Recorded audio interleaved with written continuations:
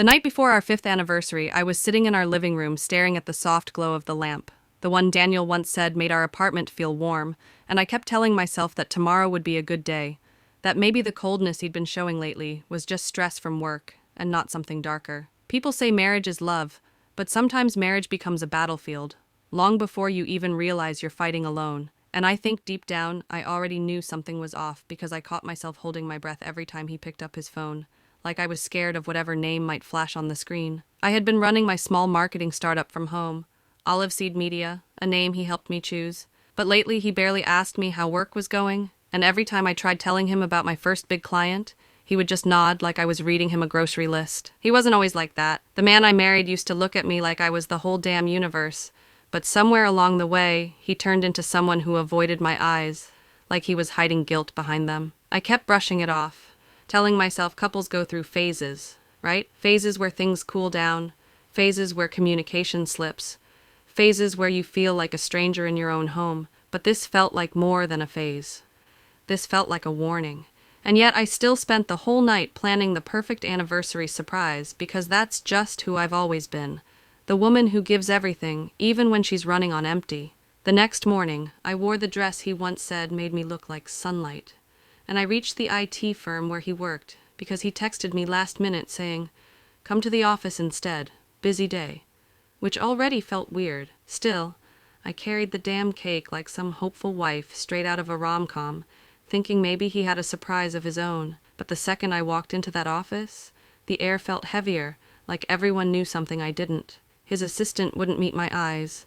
The receptionist gave me that pity smile people give pets at the shelter, and my stomach twisted in a way that told me something ugly was waiting behind his glass office door. When I pushed it open, the first thing I saw wasn't Daniel.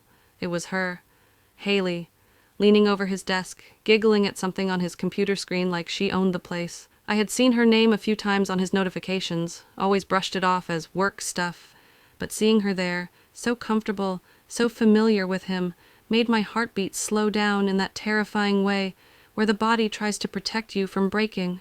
Daniel looked up, and the shock on his face wasn't the shock of a guilty man getting caught. It was the shock of a man whose secret became real a little earlier than planned. "Olivia, what are you doing here?" he said, voice tight, almost annoyed, like I was the inconvenience.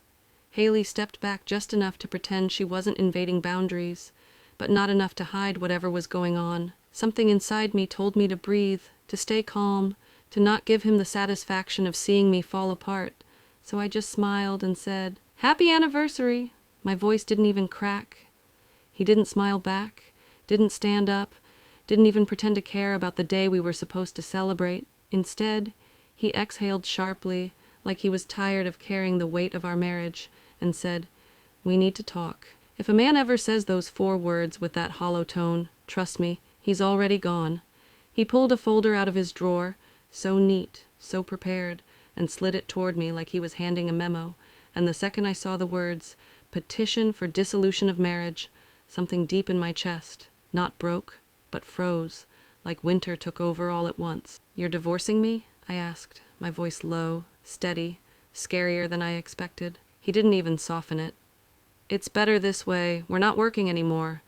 You're too focused on your little business, and I've changed.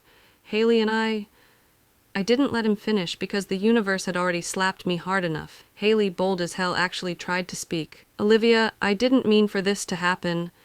But I raised my hand, and the girl shut up like she felt the fire behind my eyes. I didn't shout, didn't cry, didn't collapse. Instead, I felt this strange calm settle over me, like a switch flipped inside. Sometimes destruction doesn't make you fall apart. Sometimes it forges you into something sharper. I looked at the divorce papers, neatly typed, dated, and realized he had planned this long before our anniversary. He chose today not because he cared enough to wait, but because he didn't care at all. And in that moment, something inside me whispered, he doesn't know who he just betrayed. I signed nothing. I simply slid the papers back toward him and said, "You'll regret how you did this. Not regret losing me. That's his own journey to hell.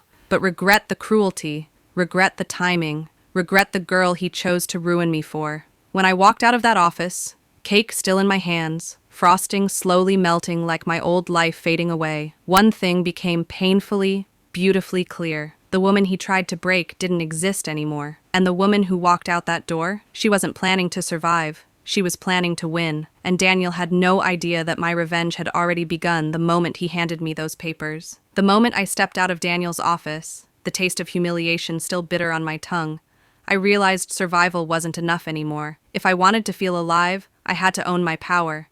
And I had to do it silently, like a storm gathering behind the calmest surface. I drove back to my office, Olive Seed Media, my marketing agency that had been my secret project for months, and as I walked through the glass doors, I felt a surge of determination. The first client I had signed, a mid-sized IT firm called Novatech Solutions, had just launched their campaign nationwide, and the response was electric. Shares, likes, and mentions flooding in, my team buzzing like bees on adrenaline. I set the cake down on my desk but didn't touch it. It was a reminder of what Daniel had taken for granted. Haley had thought she could replace me, and Daniel had thought I was fragile. But I was neither fragile nor replaceable. I was evolving. My assistant, Grace, who had been with me from the late nights of drafting proposals to the nerve-wracking first pitch, noticed the shift immediately. "Olivia, you're different, more focused. Scary sharp," she said with a smirk, handing me a tablet showing Novatech's engagement metrics. I smiled because she got it. She understood what Daniel couldn't even begin to comprehend, that the girl he tried to break was building an empire in silence. Meanwhile, Daniel was busy basking in Haley's giggles, her perfectly timed flattery, and the empty ambition that made him feel like a king. He didn't see the subtle cracks in their little world, the way her eyes flickered with self-interest, the way she laughed a second too long at his mediocre jokes. I documented every small detail, not out of obsession, but because a strategist always watches the battlefield. The more he flaunted his arrogance, the more I planned the silent strike that would make him regret every careless word he ever threw at me. By the end of the week, I had polished the pitch for our next big client, a startup in San Francisco looking to rebrand its entire digital presence. I imagined presenting it in our high-rise conference room, every slide sharp, every word intentional, every glance calculated to show confidence and mastery. And as I rehearsed my talking points, a quiet thought settled in. Daniel won't know it, but he just lost the woman who could have built his world with him. That night, I checked the metrics again. Novatech's social campaign was trending, one of the largest engagements we had ever had, and it hit me like a wave that everything I had built was mine, untainted by betrayal, untouchable by jealousy, unstoppable. I realized the key to my revenge wasn't confrontation. It was growth. It was showing, not shouting, that the woman he had underestimated had become a force he couldn't contain. In the quiet moments, I drafted small notes in my mind, reminders of patience, timing, and precision, because the woman who walked out of his office that anniversary was no longer a victim.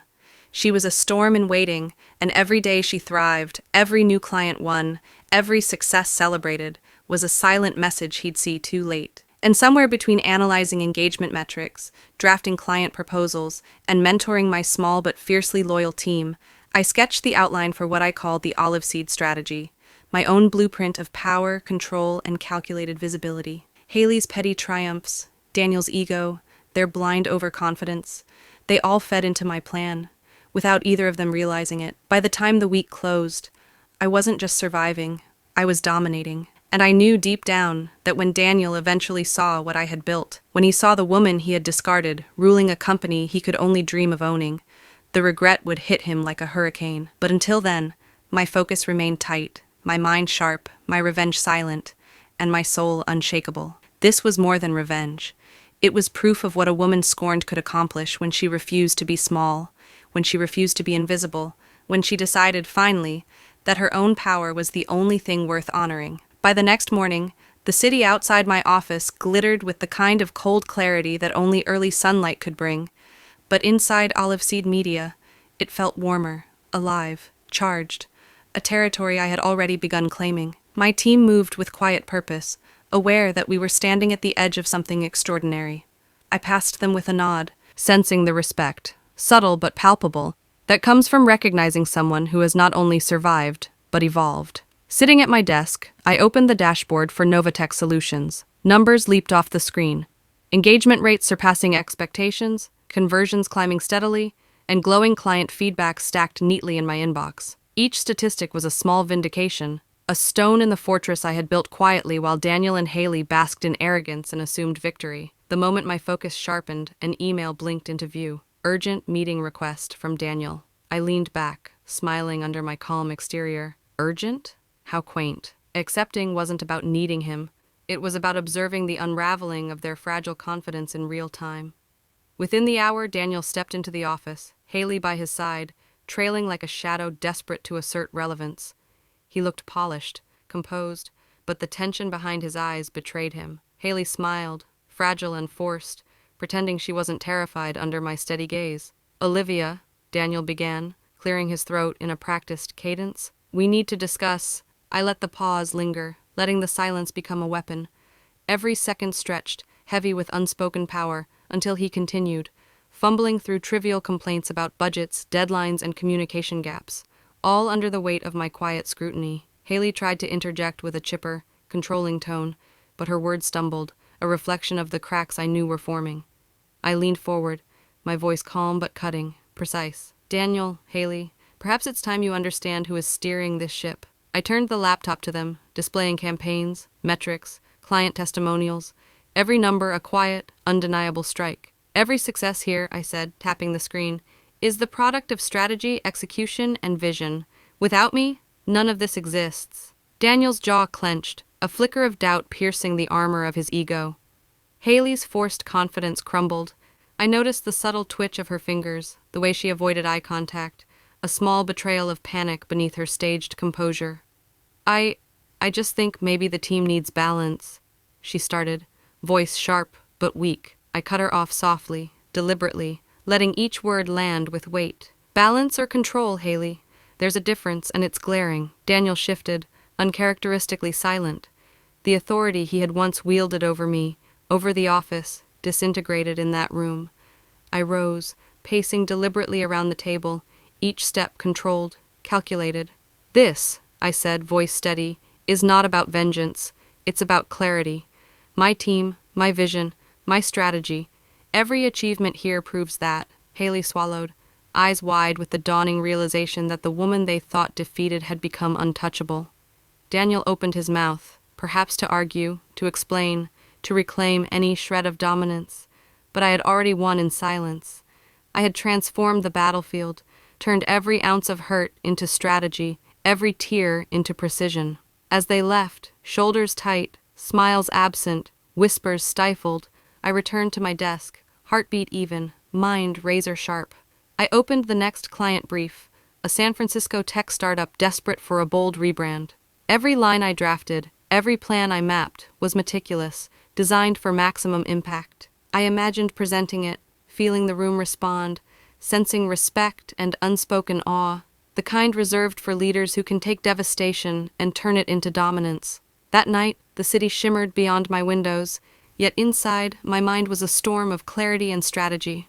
I drafted schedules, refined campaign directions, mapped metrics, and envisioned each step of my revenge arc with perfect precision. Daniel would realize, eventually, through media, word of mouth, or industry chatter, what he had truly lost. But by then, it would be irrelevant. The satisfaction came not from his downfall, but from my transformation. Olive Seed Media was no longer just a startup. It was a testament, a fortress, and a symbol of resilience and power. I whispered softly, almost to myself, "This is only the beginning, and when you understand, Daniel, it will be far too late." Each client email, every strategic win, every recognition by the industry, became another layer in the empire I was constructing. Untouchable, unstoppable, undeniable. And in that quiet, glorious night, I felt the profound truth settle in. The girl Daniel had tried to destroy was gone.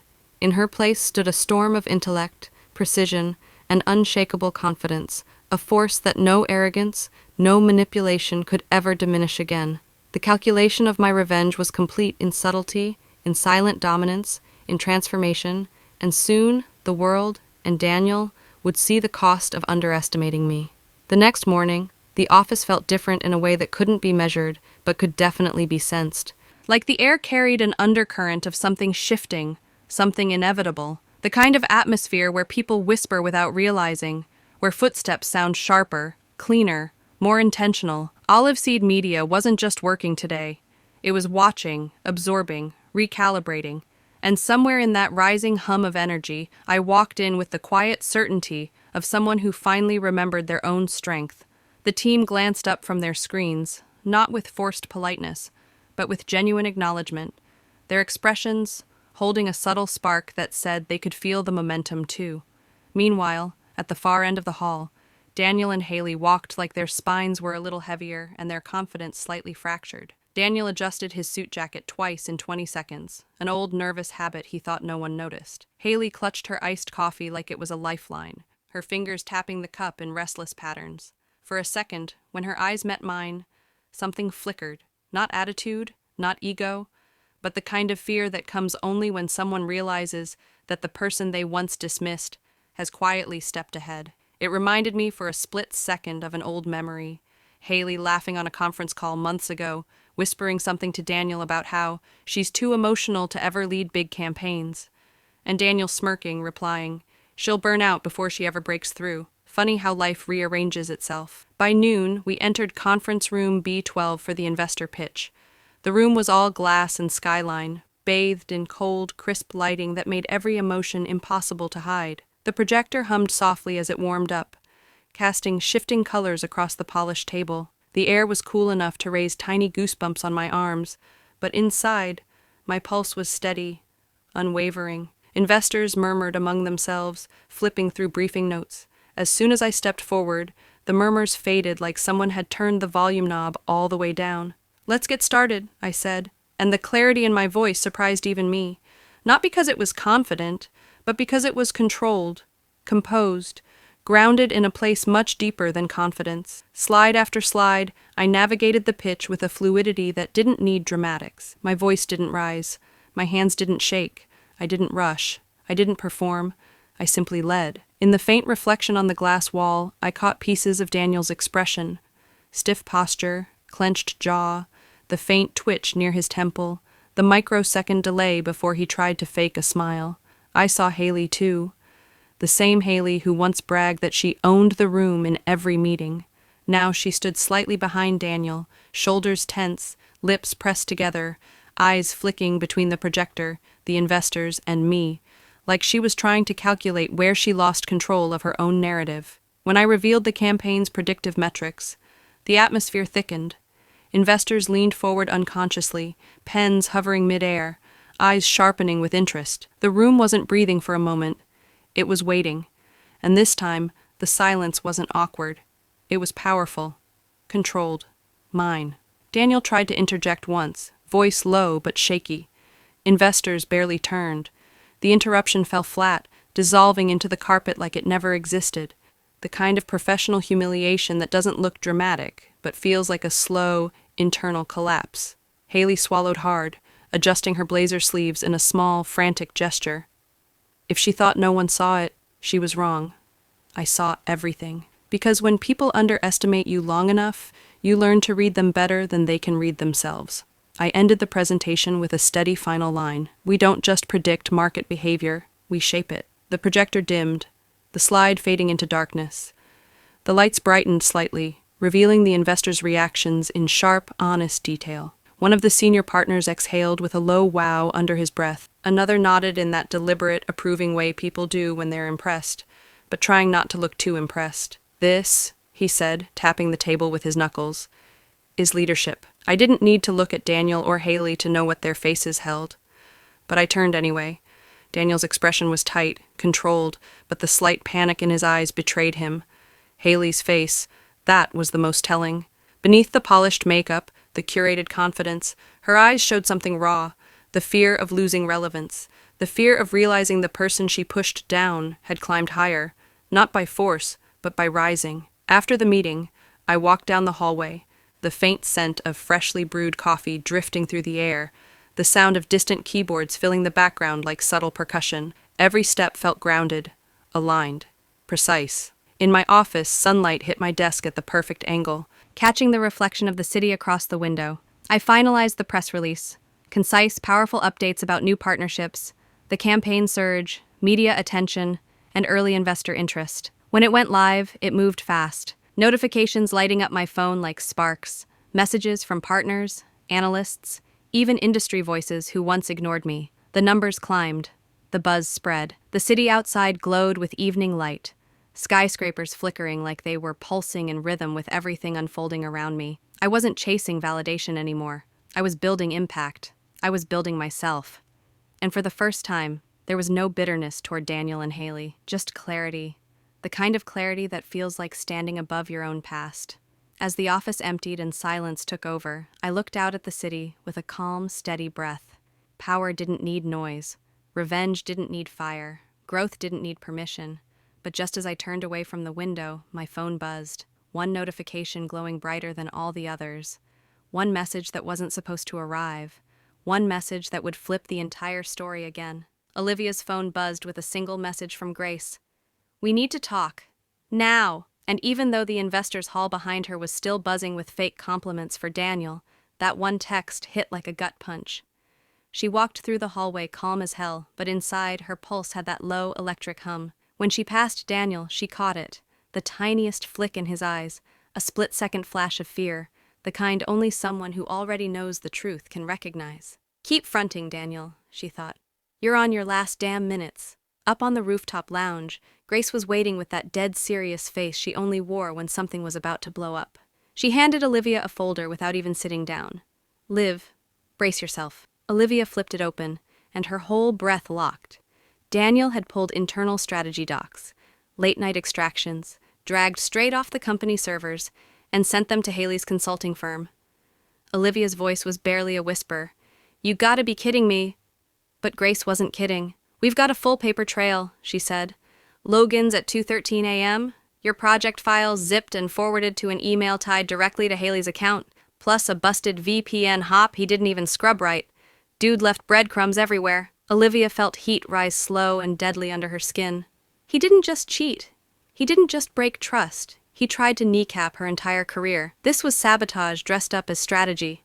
Down in the lobby, Daniel was stepping out of the elevator, already mid-whisper, screaming into his phone. "I told you I'll handle it, Haley. Investors weren't feeling it. Just chill."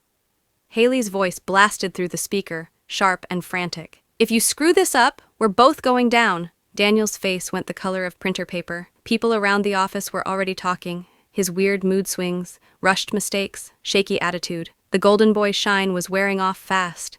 Meanwhile, Olivia and Grace were building an airtight case. Receipts locked, logs verified, digital trails lined up like dominoes. And quietly, investors had started gravitating toward Olivia's clarity.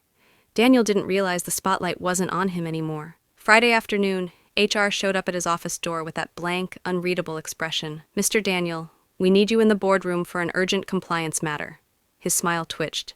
"Compliance? About what?" "We'll discuss inside," the exec said, voice flat as a wall. When Daniel walked into the boardroom and saw HR, compliance officers, legal, and investor counsel sitting there in silence, he knew he was cooked. He tried a shaky smile. "So, what's this about?" Compliance didn't waste time. "We detected unauthorized extraction of internal files using your credentials." Daniel froze hard. No, that's not possible. Maybe a glitch. Maybe someone used..." But the next screen was already up. Timestamps, IP matches, forwarded data, every move he'd made laid out clean and cold. The legal advisor spoke like he was reading a weather report. "This incident initiates a formal internal investigation and may qualify as willful misconduct." Daniel looked like someone had pulled the floor out from under him. I can explain." And that's when Olivia finally stepped forward. For half a second, a raw, wounded emotion flickered in her eyes. One last echo of what they used to be. Then it vanished, replaced by steel so sharp it could have cut through the table. She looked him dead in the eyes and said, quiet but lethal, "Daniel, you already explained." That line hit him harder than any evidence could. For the first time he really saw her, not his wife, not someone he could smooth talk or guilt trip. She was his opponent now, calm, focused, unshakable. "Olivia, please," he stammered, voice cracking. "This isn't what it looks like. Just listen." He took a desperate step toward her. Olivia didn't flinch. Her voice stayed cold, clean, surgical. "Daniel, this looks exactly like what you did." Legal shut the folder with a soft click that felt louder than a gunshot. Daniel's whole posture collapsed. His ego, his fake confidence, his entire self-built image. It all just broke apart in that suffocating silence. Olivia stepped out of the room with a steady, measured walk, her heels echoing down the hallway like clock ticks. She didn't look back. She didn't need to. She felt lighter, not because she'd won, but because she'd reclaimed everything he tried to take from her. Inside her mind, one thought settled crystal clear, sharp enough to carve her future. You played your game, Daniel, but I wrote the ending. And she knew with absolute certainty this wasn't the finale. This was the start of the chapter where she finally became unstoppable.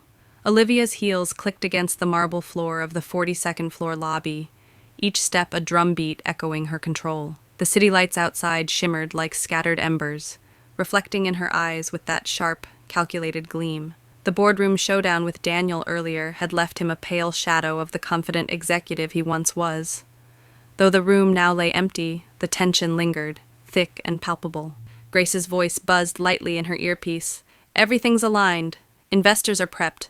Legal's green. You're the last move, Liv. Olivia exhaled slowly, letting the calm fury within her settle into focus. This wasn't just revenge. This was domination, precision, and a public statement no one would forget. The elevator doors closed with a metallic whisper, and she felt the brief, tense pause as it descended, a moment to let strategy crystallize. Daniel, trapped in his office, was already scrambling, sending frantic emails and whispering into phones. Olivia had anticipated every move, every lie, every misdirection, every subtle attempt to manipulate. It had all been dissected, logged, countered. By the time she stepped onto the 40th floor, the building felt like her chessboard. Every piece set, every threat accounted for. And Daniel was the exposed king. She pushed the door open to the main conference room. Daniel looked up, wide-eyed, face draining of color, lips trembling in that nervous half-smile that had fooled so many before. Not her. Olivia's eyes were steel, cutting through him like a scalpel. "Daniel," she began, voice calm but weighted, "you really thought you could outplay me. Every little leak, every strategy you tried to hijack, every single misstep, it's all here." She strode to the head of the table, deliberate and unhurried. "Check this out." With a tap, the audit trail unfurled on the screen. Logins at 2:13 a.m. Files zipped and forwarded to Haley's consulting account. A map of VPN hops that Grace had painstakingly traced back. Olivia paused, letting it sink in. One slide, two slides, frame by frame, every move exposed, she added, voice low, letting the visual rhythm heighten the suspense. Daniel's fingers twitched, lips pressed tight, shallow breaths shaking his composure. His chair rocked slightly as the weight of inevitability hit. Grace leaned in subtly, whispering, "This is career-ending, Liv." Olivia's smirk was almost imperceptible. "Yeah, but that's just the start." Daniel's voice cracked. I can explain," but Olivia cut him off with that legendary calm. "You played your game, Daniel. I just wrote the ending." The line landed, cold, quotable, iconic. The investors leaned forward, some shifting uneasily, others wide-eyed with realization. He had been the golden boy. Now he was the cautionary tale. The legal advisor stepped forward, voice firm. "Under investor covenants and federal compliance law, this constitutes willful misconduct. Termination and full legal recourse are unavoidable." Daniel's hands trembled.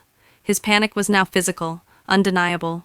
Every microbeat, the lips pressed, chair rocking, shallow inhale, added cinematic tension. Olivia let her eyes linger on him, steel meeting shame. She walked around the table, slow and deliberate, letting her dominance resonate. "Control isn't about intimidation," she said. "It's about foresight, preparation, and integrity. That's what keeps a company alive. And that," she gestured to the screen, "is why your games end here."